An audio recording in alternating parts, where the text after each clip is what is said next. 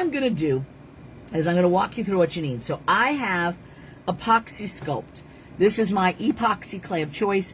If you cannot get ApoxieSculpt, I know in other countries it's not always easy to get this. I think you have like Lilliput over in England. Just have to experiment around. For a while, Swarovski made an epoxy clay. I like this because it's low odor. You know, it's not an intense chemical, and it has a kind of long curing.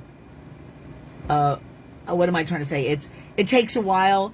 It is soft and usable for a while before it starts hardening. So I love this stuff, and it's a two-part. All of the epoxy clays are. So there's a base and then there's a color, and I've got both the black and the white, and I sell it on my site in the smaller bits. All right, so when I am when I am creating anything out of epoxy clay, and I'm doing something like this where I've put down a piece of clay and then I've started to put all the things in it, however that is, I often will have a little bit left over. So when I do, I have a whole bunch of these little jars. I'll put a leg on it, and then I've got one of the little vessels that we can play with, like the project in this month's Creative Circle, or I'll put legs on, if I have them, on these wonderful little vessels that I have. I like things with legs. I don't know what my problem is. I just do. And I like to have them standing up. It adds a different feel to them. You don't have to do that, but I like to.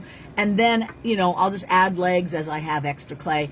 And then I'll go back and add things onto onto the legs. For example, this is the project this month in Creative Circle.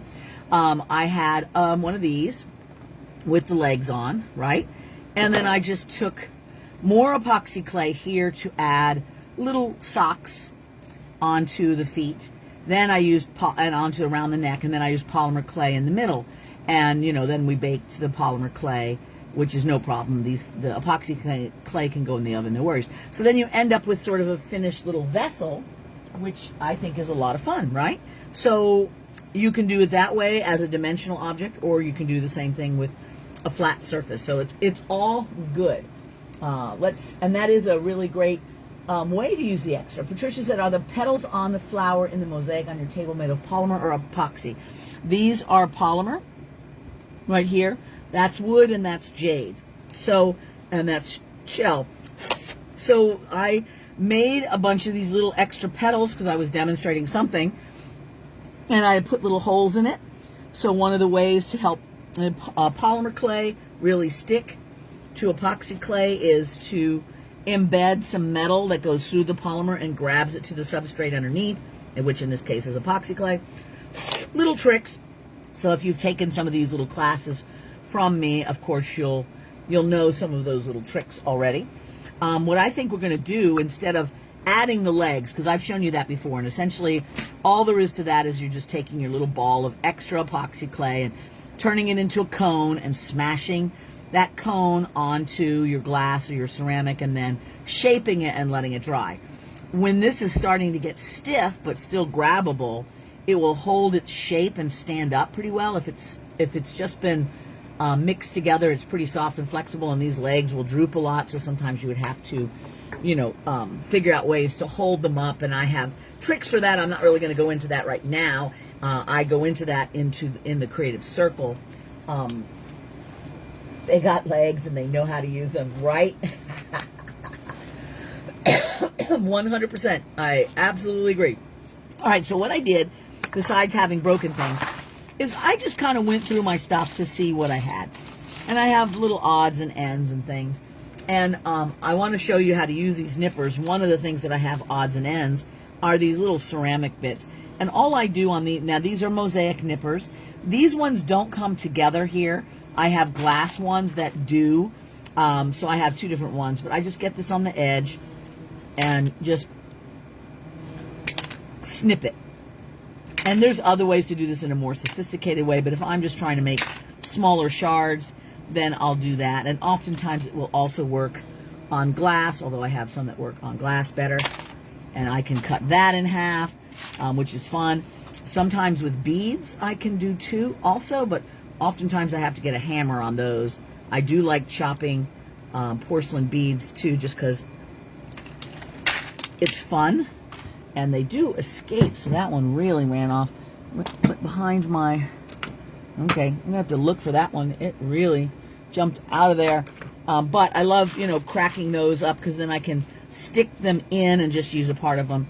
And I have other little different things in here. Okay, so this gives us a lot to play with. Let's see. Okay. Let me just make a little message to somebody calling me. Hold on a second.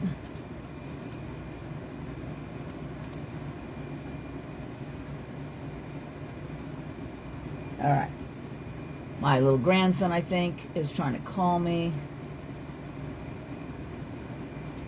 Okay, sorry about that.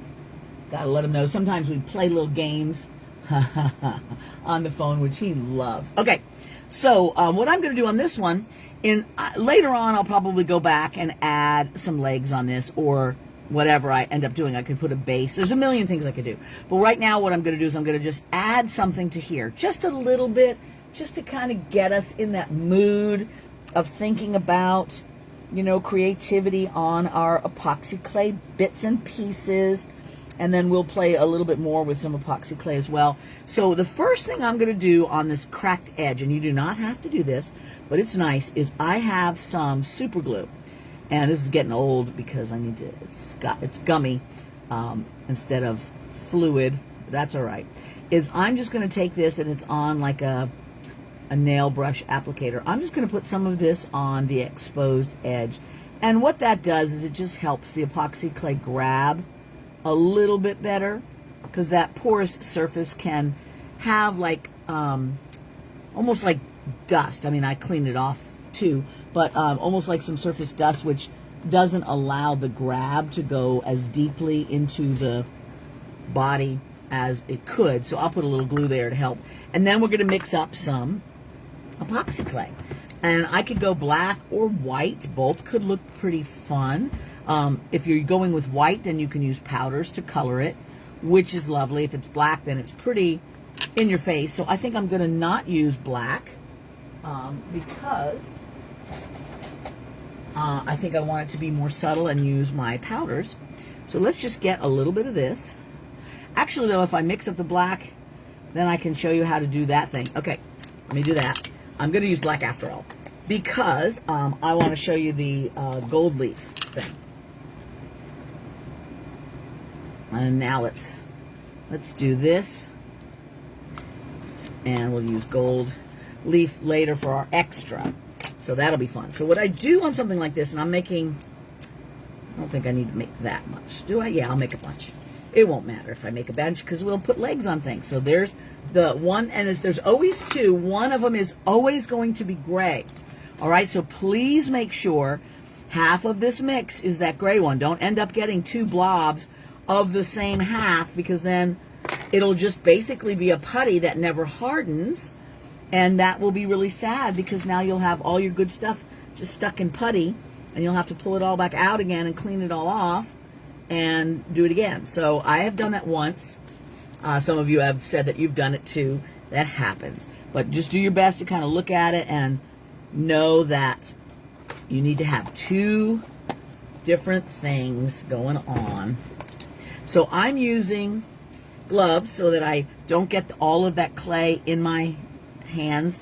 And I'm making them pretty much like two equal parts, or at least pretty close. If I have to do unequal, then I'll make a little bit more gray, because that's the base, the sticky part, and that will be better, but I try to make it equal if I can. Is white best for the background? No, it's not.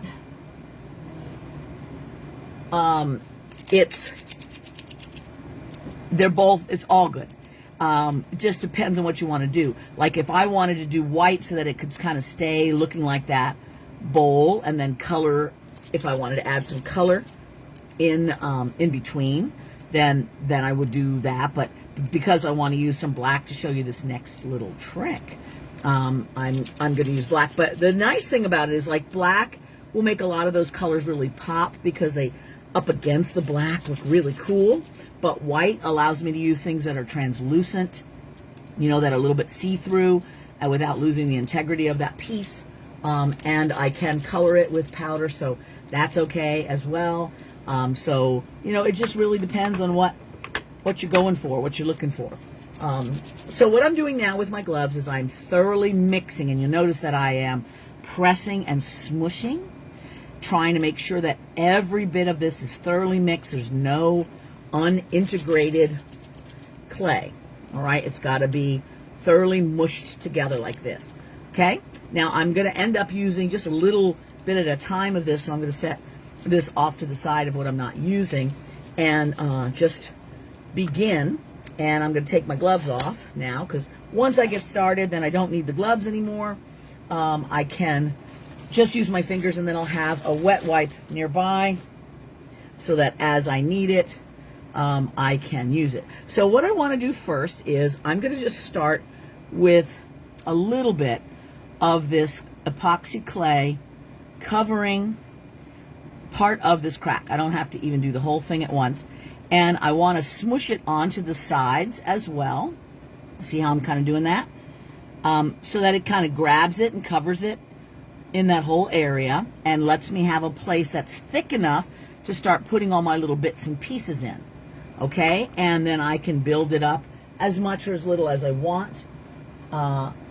Yes, Mel was saying if your little pieces are translucent, you will lose them against a black background. If they're iridescent or they have some kind of a shimmer, then that is good. Okay, so I've got this. Mel says that sea scene I posted was using black ApoxieSculpt, but I wanted it dark because it was supposed to be an underwater scene, and some on the powders on the clay gave it some color. Yes, and that looked really fun. All right, so now I can go to all of these little bits and pieces that I have and decide what do I want to do. And I often will start with, you know, larger pieces to start filling in space first, because I like how that looks. So this one, I cut this on the side, so I have this on the side, which is fun. It starts making that edge look a little bit fun. And I'm going to make sure that the back end here is covered too. So you just kind of put this together like a little puzzle, right? According to what you think it should be. And I usually have like lots of little, here's another piece of that. So I think I'll put it like right here. But that kind of helps me make that edge a little unusual. And I can decide if I want to use stone or crystals. I've got, and a lot of these things that I'm going to be using today, you can get on my site. I've got little crystals. I've got little balls of glass. I've got, one of the things that I'm going to use next is some pyrite, which is a stone, little pyrite crystals, which I'm going to, these will go off in all different little places in between spots. I'm going to keep that nearby. Now I've got some pearls, these little flat pearls, and see how I'm just kind of placing them anywhere that I think looks fun. And it just, I mean, I kind of gathered up a bunch of stuff ahead of time that I thought could be interesting. And that's what I'm doing, is I'm just taking all the things that seem like they could be interesting and adding them to the piece. And this clay is nice and sticky at the moment, which is great, because then it lets me really build up the scene, which I like. When I'm using a shard, if there's some of that shard showing, I can go back and make a little snake of epoxy clay and just sort of cover the edge if I want it to look a little bit more finished. Let's see what else I've got. This is a neat piece of turquoise, but I'm going to use my pliers to cut it in the middle where the hole is, because I don't like to see the hole.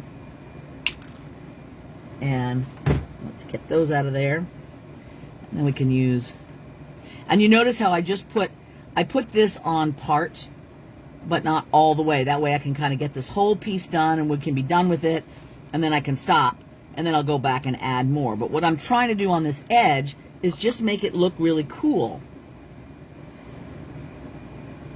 by just kind of building up something very interesting there, right? and just gravity is strong today. And I could do the same on the inside too, so don't forget you have inside to work with as well as outside. So I had a couple of these little bits of shell, so I'm adding them,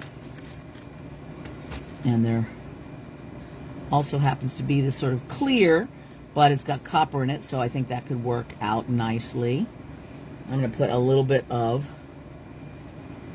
clay on top of that and make sure that I haven't lost these edges here. So having additional epoxy clay where I can hide any area that's starting to look exposed. Like I don't want it to look like, oh, that's the edge of a shard. I want it to be kind of hidden, and then I'll use little small things with either beads or, in this case, pyrite crystals to cover up all of the extra so that you don't really see much of the clay. So right now I'm just adding a bunch of pieces that are going to look really fun. Okay, so I've got this piece in here, and my sister once said when I introduced her to Christi's shop that Christi curates these bits and mixes with an artist's eye. It's easy to gather bits of things, harder, at least for me, to gather things that work together in an artistic way as she does. Well, thank you. And Bonnie was saying, I love your little mixes. Thank you for that. I really appreciate that. I do always keep my eye open for things that I know would look good in creations. So I buy extra, you know, some for me and some to share. And things like this little pyrite crystal, which you'll see in just a second, is one of those things that, you know, you don't really find in too many places, but it's a wonderful way to fill in spaces, you know, and I love that. So thank you, Mel. Tell your sister I really appreciate her. All right, so what I'm trying to do is I'm trying to get a little bit of this back side looking interesting too, not just the front, because that's important for it to look pretty in all directions. But I especially want to look at that front. That's looking pretty nice, huh? All right, so now I have two things. I have a bunch of little jade bits. That's nice, but I think I'm going to go back to this pyrite crystal. So take a look at these. So this is natural pyrite. Isn't that fun? And I'm going to use a pickup tool, which I think I'm going to use my older one, because I want to try to get it into places. So there's a big space right there. I'm just going to take a cluster and crunch them on there. But then I'm going to use my tool for some of the other places that are smaller, because I just want to get a bunch covering space. So it's kind of like nature's glitter, letting me get into all these little tricky spots. So let's keep all of our nature's glitter in a pile. Pyrite is very interesting. It's kind of a geometric shape when it naturally crystals. Oops, that one didn't want to stay. So I'm just kind of picking up little bits and sticking them around to cover up any spaces. And I can use other things too, like I have some of these little pearls, which these would be nice as well to stick them in. Let's put a few of those around here and there. And make sure when you're putting them in, you're not just pushing it so that everything goes backwards. You know, you've got some little awareness of what's going on back there. But the little pearls are nice because they can fill in gaps really well, in larger gaps, and then the little pyrite can be all around the edges. But it's all of this is sort of like a puzzle.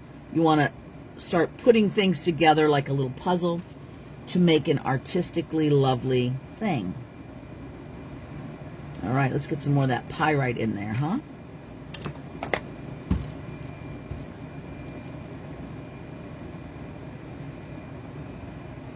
And you have to be pretty good with all of this to make sure it's stuck in, because sometimes when you put it on, it's sort of on the surface, but it's not really pushed in like it needs to be.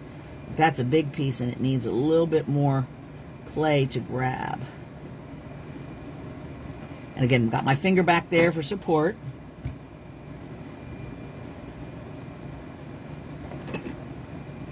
And I'm going to have to use the tool and get it in there now. And like I mentioned, I've got about an hour to an hour and a half, depending on how cool my work area is. The cooler it is, the longer I have to work. So some of you guys being in winter right now, if your studios are kind of chilly, that's perfect, because the clay will not harden up as quickly if it's cool. So that gives you a full hour to an hour and a half of working time. But I like how the epoxy looks. It really grabs. It's nice and sparkly. Or at least it's supposed to grab. You got to kind of make sure it's shoved in there. And I'm going to try to get it on as much of the surface of these things as I possibly can.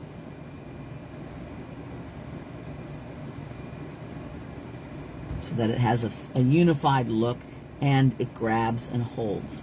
Because if it's not pushed in enough, it can fall out. If that happens, you can use just a little super glue after it's dry and press that in a little bit more, and that will work.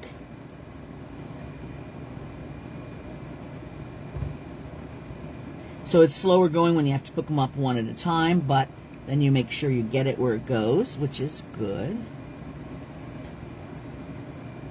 And then we'll take a look at this and see how we feel.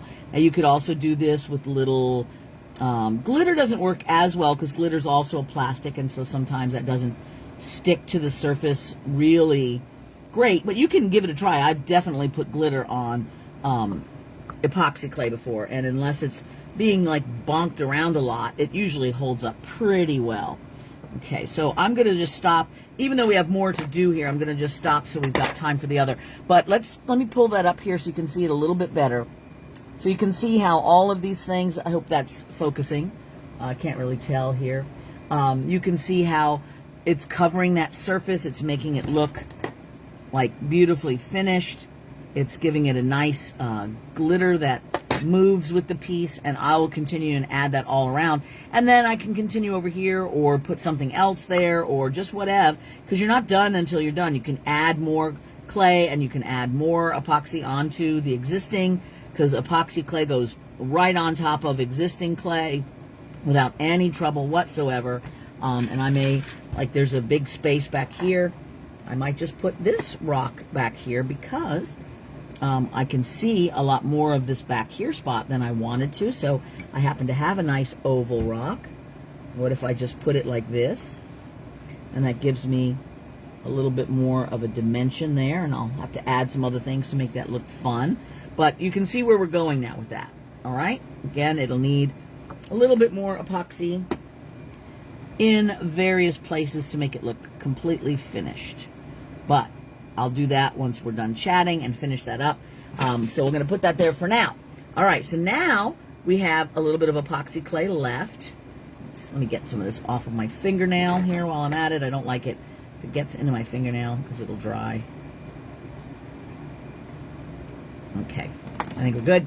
What if we have some left and we want to use gold leaf to create this sgraffito effect, which I love. Let's see, the beads falling out of my ApoxieSculpt really frustrated me, but I can try to put it back in with super glue. Yes, that does happen sometimes, and there's a number of reasons for that. Sometimes there's just finger oil on your beads. Sometimes it's as simple as that, is that the finger oil on your beads is keeping them from staying put as they should. Sometimes some beads are just don't want to cooperate, so I try to make sure I'm really pressing it in and that I have a thick enough layer of ApoxieSculpt. If your layer is too thin, then there's not a lot of grab that the beads can do. So that, it might be something to think about. But yes, if you have them falling out afterwards, like you'll notice on this one, in fact, why don't I do this right now? One of the little beads fell out earlier while I was showing you. I'm going to take, even though this is white ApoxieSculpt, I'm going to take just a teeny bit of this black.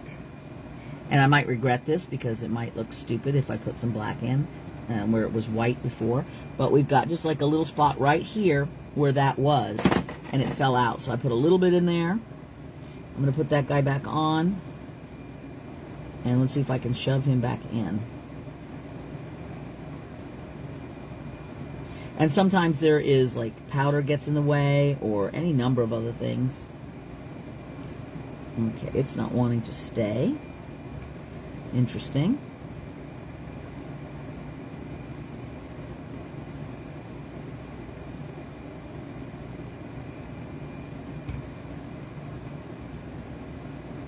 know that's where it came from. At least it might have.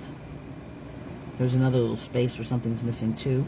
So I'm just going to stick that back in and see if it does good.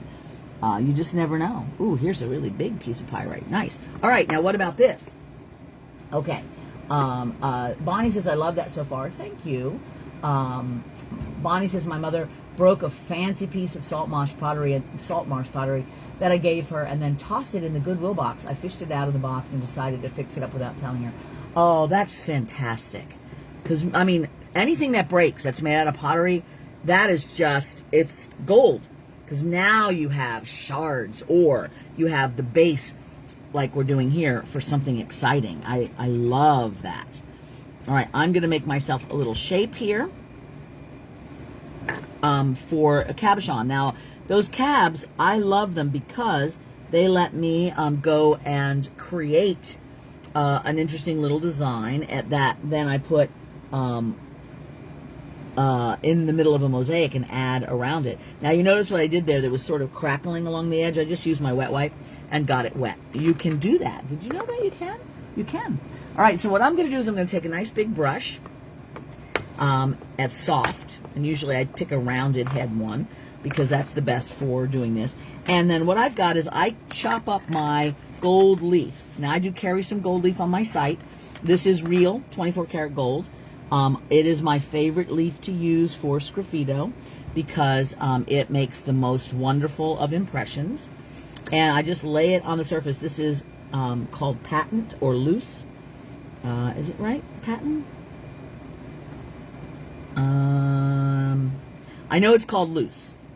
I have to double check and see if patent is the word I want, because one of them means that it's stuck onto the carrier sheet and one of it means that it is loose. You definitely want it loose. Otherwise, it's difficult to make it come off the way we want.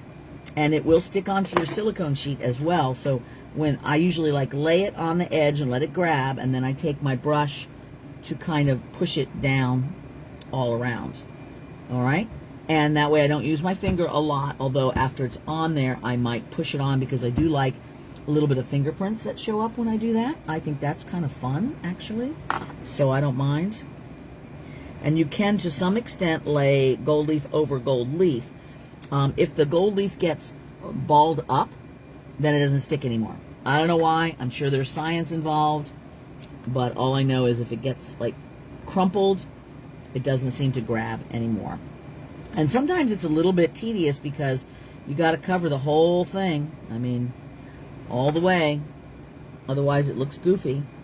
And I don't like losing some of it on the silicone, but there's not a whole lot of choice there because I like having it on the silicone because the silicone is non-stick while this is wet. But then once it dries, it just peels right off, and we love that. Sometimes I try to like use part of it in one spot and part of it in another so I don't have too many layers, but it doesn't always cooperate. So you can cut. That's what I love about this, is like cutting the bits a little bit smaller so that they're more maneuverable and getting them into the spaces that I want. But you see how I'm kind of like just getting it where I want and then using the brush to push it in place. I'm not too worried about the outer edge, only because that is going to be hidden once I get epoxy clay in that area, you know, because it's gonna the epoxy clay is going to go right up against it and hide those edges. There we go. See how well that's coming along? So it's a little bit time consuming, and it does take up a little bit of your gold. And I think I only sell it by an individual single sheet. If you go to that link I gave you for the Amazon, my Amazon influencer page, there is some very small packs of edible 24 karat gold, and it's called edible because it's 24 karat gold. Pure gold is edible. Obviously alloys and stuff are not, so if it says it's edible gold, that's why, because it's it's pure. But you need to read it carefully. It needs to say 24 karat gold, not gold colored leaf. because that's different, and it doesn't work with the gold colored leaf, because some of you may have either asked or were going to ask that question, because there are some gold colored leaves out there, and they're fine for some things, but they're usually brass, which is a copper based, which means that over time they're going to get green because they're copper based. So unfortunately. All right, so now I've got my gold leaf on there, and I love this stuff. It's just so yummy. And this will elevate the perceived value and the actual value of your piece, because even though you may have only used, you know, $5 worth of gold or something on there, it is gold, so you get to charge more if you're selling it. What is sgraffito? Sgraffito, as Irene says, it's like scratching a design through. So essentially what I've got is I've got black, I've put the gold on, and then I'm going to take my tool and scratch through. So it's a little bit messy because we've got gold coming off on the sides. I'm going to scrape that out of the way so you can kind of see the shape a little bit more, makes it a little bit easier visually to see what's going on. And I'm going to do something very simple to start with. This is a little soft still. This works better when your epoxy clay starts setting up, because it lets you scratch on this design almost as if you're doing an etching, if anybody ever done that in school. But I'm going to do a little bit of this. So I use this tool. This is the Wow It's Awesome tool. In fact, I think I have a second one that's got a really scratchy edge. There it is. You can use a carborundum stone to kind of file and make something a little bit more pointed, which I have on this one. And I'm just going to take this tool, all right, and I am going to just draw a line through there. Now you'll notice that that is a little bit of a crunchy line, and that is because this is still quite soft. So when I do that, I can get it quite dark because it's still very soft, but I can't get as fine lines on it. So you may want to wait till it hardens up to be able to do some of the more fine detail. But essentially what I'm doing is I am just scratching a design into my clay. I'm just going to do sort of a little open flower or a flower on the side here.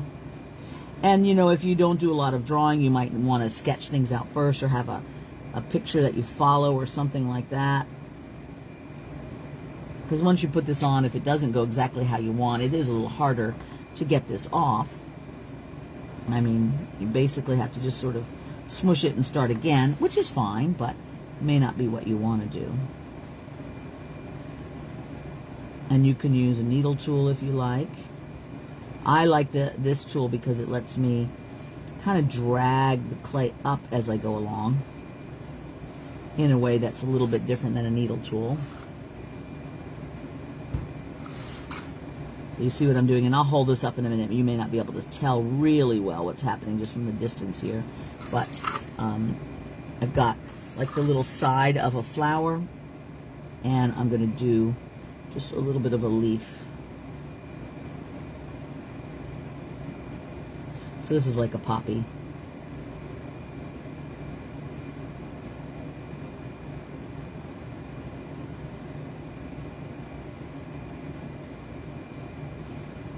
And then sometimes I'll go back in and get rid of the in-between stuff to make it look dark, which I think I'll wait until this has had a chance to get a little bit more firmed up, because it's very sticky, which means dragging stuff out of there makes it a little bit more of a mess, which is fine, but I want it to be a little bit more clean. But you can kind of see what I'm doing here is, like, I'll go through and kind of take some of that out of there, take the gold away to create the black parts. All right, let me flip this around so you can see it.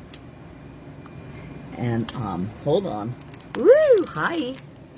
All right, let me get it up to your face so you can see. All right, so you see what I've done is, like, I have scratched through to reveal the black underneath, and then I'm starting to eliminate some of the black to make the leaf and stuff contrast. And I'll probably, like you can see on this one, how I started to just fade it out with little lines. So I got more dark up in here and then faded it out. I just play with it. I have a background, of course, in pen and ink and some of those things, so it does make it. Hi, Frank. Hi, Pam. Hi, Connie. Hi, Martha. Hi, Mary. Hi, Kelly. Hi, Jackie. Hi, Jackie. Hi, Pam and Emily. I think we're caught up. Hi, all of you guys. So if you don't have a background in drawing, that could be harder, but you could try something with like a Zentangle, or you could get a very simple design, like just make a heart and put designs on there. Or none of those things if that doesn't feel comfortable for you. But you can practice on little teeny pieces until you get the feel of it. Different amounts of hardening of the ApoxieSculpt will change how easy or how fine of a line you can get. So that's very sticky, which means it's going to be kind of scratchy, like big chunks will come up. It takes a little bit more care. As it gets harder and more firm, it's much more easy. You just scratch on it like it's a pencil drawing. Let's see. Good. Love that poppy. Yeah, poppies are one of my favorites. So that's a fun go-to. So what I have now is I have the beginnings of this. And as you can see, let me get my face a little bit out of there. So you can see how all of those little clusters of crystals are filling in the space. And I'm going to go and make sure everything has got something on it, and that crystals are covering all of it, as well as on the inside. So I have some things on the inside. I'm going to put the crystals in there as well. And then I can decide what I want to do on this side, if I want to just keep on going, or if I want to change it up or whatever. So just so far as ApoxieSculpt goes, Diana says, dang, missed so much. But one more? Yes, one more. So it's okay. All of the stuff is saved up in the featured section. You should be able to just click on that and watch it anytime you want. And yes, we're finishing up on this one, but our next one is at 1 o'clock. So let's see. That's quite a bit here. It's 10:30, 11:30, 12:30. So it's like 2.5 hours. And I just wanted to give you a little space in your day to get some other things done. I know that for our pal like Suzanne, that's like 1 in the morning or midnight or something for you. So that might be a little tricky, but hopefully you'll be able to watch. And our other friends like Shelly and some of our other folks from the UK and other places, you'll be able to come back around and watch it at your convenience during normal hours. But for everybody else, so we've had 3 in a row. This can let you get caught up. This can let you get some Sunday things done, give you a little break at some lunch or dinner or whatever time it is for you. And then I'll be back at 1 o'clock Hawaii time, which is 3 o'clock Pacific time, 3, 4, 5, 6 o'clock on the East Coast and whatever in between.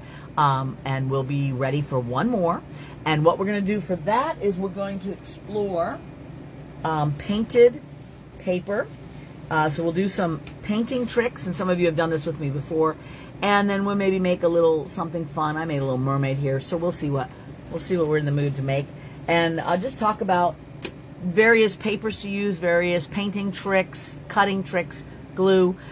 I'm really trying to give you a lot of different things to play with, because this is all about just helping your creative energies feel fired up.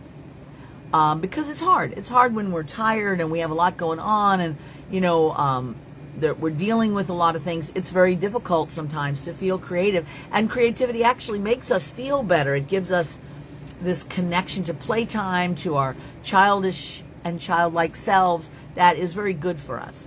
And so being able to get together and create together, I wanted to create a day for you that we could do all that. Many of you have already signed up for the class.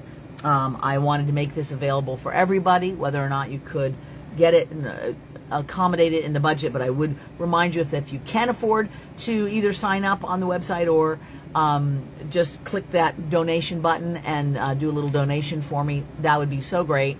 I was mentioning before, this is my day gig, so it's how I pay my bills. So if you can, and you feel like you've gotten something out of this, you've had some encouragement for the day, you've learned a few new tricks, click on that donation button. Mel says, I'm starting to play with watercolor, doing some real simple fun stuff. I love the watercolor, and I chose not to do watercolor this time because watercolor is a little trickier, as you are finding, Mel, and those of you who do watercolor. It is lovely, but there's a bit more of a learning curve, whereas acrylics, simple, everybody can do them, and what we're going to do is very simple and very fun.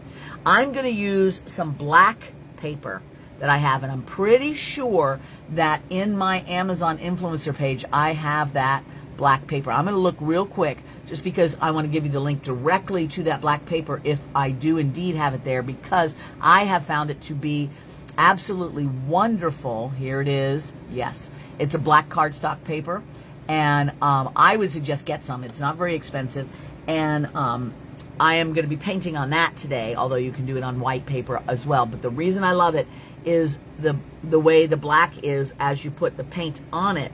Depending on how thick or thin the paint is, you know, you get variations of color just because of it going on a dark background, which makes for more interesting paint. So if you can grab that, do.